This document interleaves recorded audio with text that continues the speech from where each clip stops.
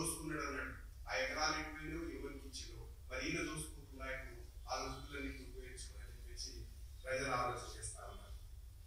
ఈ రకంగా ఒకటి కాకుంటే ఒకటి ఇవాళ ఇబ్బంది పడతా ఉన్నారు. ఇంకా నిన్న ఉన్న సమరాలు కూడా చేసుకున్నట్టుంది. రైతు రుణమాఫీ మొత్తం చేసినామని చెప్పేసి, అరే 41,000 కోట్ల రూపాయలు చెప్పి బడ్జెట్ లో ఇంత అవుతుందని చెప్పేసి 22,000 కోట్లు చేసేసి రుణమాఫీని మొత్తం కూడా శాప్ ఇంప్లిమెంటేషన్ కార్డు తీసుకొచ్చాం. ఇలా రుణమాఫీ పేరు మీద కోఆపరేటివ్ సొసైటీలలో అనేకమైనటువంటి అవినీతి జరిగినాయి. రుణమాఫీ కావాల్సిన కాలేదు. ఆ దాంట్లో బ్రోకర్లు కొంతమంది రుణమాఫీని వాళ్ళు సొంత ప్రయోజనాలు వాడుకొని ఇలా అవినీతికి పాల్పడ్డారు.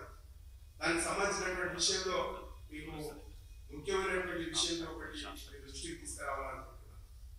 జనగామ జిల్లా నిడిగొండ గ్రామం పరపతి సంఘం కోఆపరేటివ్ సొసైటీ, దాంట్లో అర్హులైనటువంటి 2 లక్షల లోపల ఉన్నటువంటి 300 మంది రైతులకు 8 గ్రామాలకు సంబంధించిన వాళ్ళకు రుణమాఫీ జరగలేదు. ఎందుకు జరగలేదని చెప్పేసి వివరాలకు వెళ్తే, ఒక్కొక్క ఆధార్ కార్డు 4 పెట్టేసి అవినీతి చేసినటువంటి అధికారుల మీద కలెక్టర్ ప్రభుత్వానికి ఆ గ్రామ ప్రజలందరూ పోయి అప్లికేషన్ ఇచ్చినా కానీ ఇప్పటి వరకు దానిపై ఎంక్వైరీ జరగలేదు. దాన్ని కూడా పెట్టేట్టు ప్రయత్నం చేస్తున్నారు. దీనికి సంబంధించిన వారు ఎవరంటే అవినీతికి పాల్పడి పురుగొల్పినటువంటి వాడు కాంగ్రెస్ పార్టీ కార్యకర్త నాయకుడు. కాబట్టి ఈ రకంగా పరపతి సంఘాలు ఉన్నటువంటి చాలా సొసైటీలలో ఈ రకమైనటువంటి అవినీతులు జరుగుతూ ఉన్నాయి. కొంతమందికి అప్పు చెల్లించిన వారు కూడా చెల్లించలేదని చెప్పేసి రాయడం. అంటే ఏ రకంగా పడితే ఆ రకంగా ఇవాళ అవినీతి అనేది సర్వసాధారణం అయిపోయింది కాంగ్రెస్ పార్టీ ప్రభుత్వంలో. దీనికి ఒక ఉదాహరణ నేను మీకు ముందరించేటువంటి ప్రయత్నం చేసిన. తర్వాత ఇవాళ రైతు బంధుకు సంబంధించి సంక్రాంతి నుంచి ఇస్తారు ఒక ఆయన అంటున్నారు, ఇంకొక ఆయన పైసలు లేవని ఒక ఆయన అంటున్నారు, ఇంకొక మినిస్టర్ ఏమో టాస్క్ ఫోర్స్ చేసింది కదా, ఎక్కడ అప్పు దొరుకుతుంది అనేది మొట్టమొదటిసారి తెలంగాణ గవర్నమెంట్ కాంగ్రెస్ పార్టీ అప్పులు ఎక్కడ దొరుకుతాయి అని చెప్పేసి ఒక టాస్క్ ఫోర్స్ వేసి ఆ టాస్క్ ఫోర్స్ ప్రయత్నం చేస్తుంది ఇవాళ రైతు బంధుకు ఎక్కడ తీసుకురావాలో పైసలు అని చెప్పేసి. రైతు బంధుకు కాంగ్రెస్ పార్టీ రేవంత్ రెడ్డి సర్కార్ 26,000 కోట్ల అప్పు ఉంది. మొదటి దఫా 2,000 ఇస్తానన్నది కలుపుకుంటే ఇప్పటి వరకు ప్రతి రైతుకు లెక్క కలుపుకుంటే 26,000 కోట్ల అప్పు ఉంది ప్రతి రైతుకు.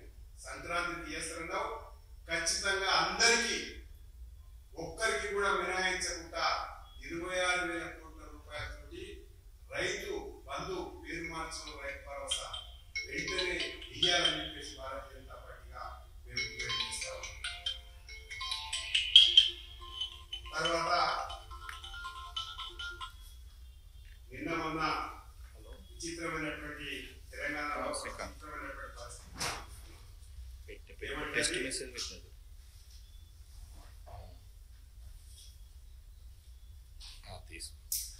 ఎంత అన్యాయం అంటే, బేరాలు గురించుకునేటువంటి సంస్కృతి. కాంగ్రెస్ పార్టీ అంటేనే బేరాలు గురించుకున్నారు. ఆ బేరాలు గురించుకునేటువంటి సంస్కృతి తెలంగాణలో విచ్చలవిడిగా మారిపోయింది. రేవంత్ రెడ్డి గారు అయితే పట్టు బేరాల గురించి ఆలోచన చేస్తాం. నిన్న నేను మనందరికీ తెలుసు, మొట్టమొదటి నుంచి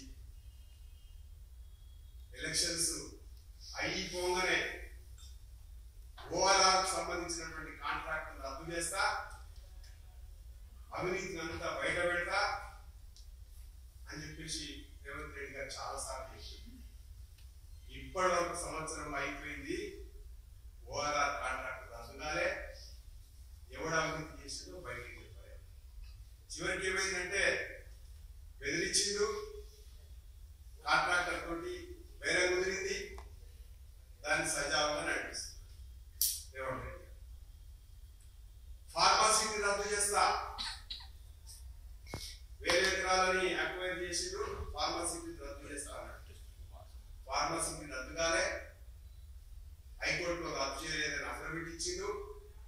అక్కడ ఉన్నటువంటి ఫార్మా ఇండస్ట్రీ వాళ్ళతోటి వేరే ముదిరింది. ఆ కేసు పక్కన పెట్టేసి హైడ్రా మొత్తం అతలాకుతలం చేసిండు. అసెంబ్లీలో చట్టం చేసిండు. ఒక స్పెషల్ ఆఫీసర్ని పెట్టిండు. స్పెషల్ చట్టం తీసుకొచ్చిండు. మొత్తం బెదిరించిండు. బడా కాంట్రాక్టర్లని, బడా బిల్డర్స్ ని గజానికి 55 రూపాయలు కమిషన్ల ప్రభుత్వంగా మార్చేసిండు. వేరే దాని క్లోజ్, హైడ్రా క్లోజ్. ఇప్పుడు ఏమైంది? మీరు అందరికీ మీడియా ప్రతినిధుల ముందర అడుగుతున్నారు, ఒక్కటంటే ఒక్క చెరువు కన్నా హద్దులు గుర్తించి కడిగి పట్టినటువంటి చెరువు ఎక్కడైనా ఉందా? మీరు నుంచి చెప్పండి. నేను ప్రభుత్వాన్ని సవాల్ చేస్తా ఉన్నా. ఏ ఒక్క చెరువు కన్నా హద్దులు నిర్ణయం చేసి దాని చుట్టూ ఫెన్సింగ్ చేసి